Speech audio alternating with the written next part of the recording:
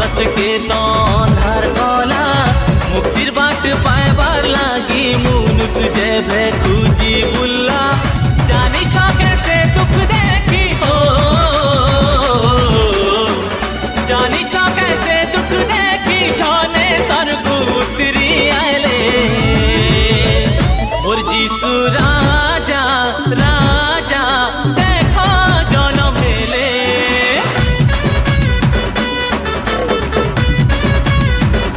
और जीसु राजा राजा देखो जन्म हेले।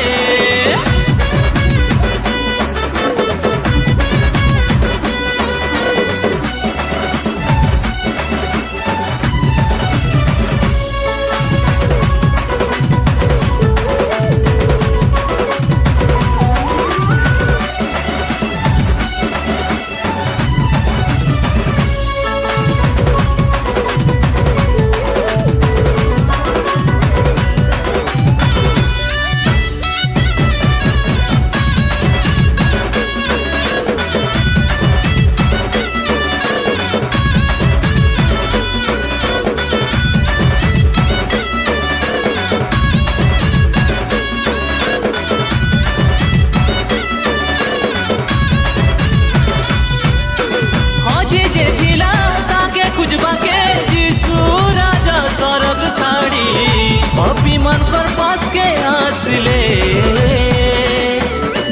काला बोला जेबे होथिलाई दुनिया के बचावर लागी सब सुख छाड़ी से देले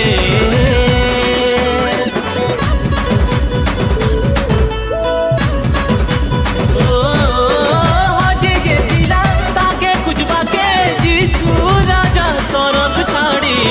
पापी मन पर पास के असले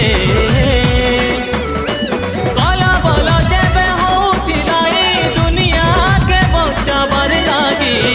सब सुख छाड़ी से देले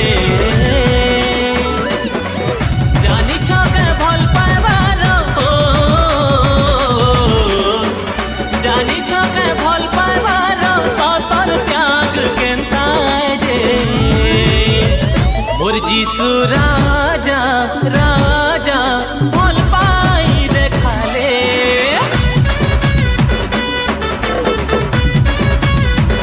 मोर जीसु राजा राजा देखो जन्म हेले।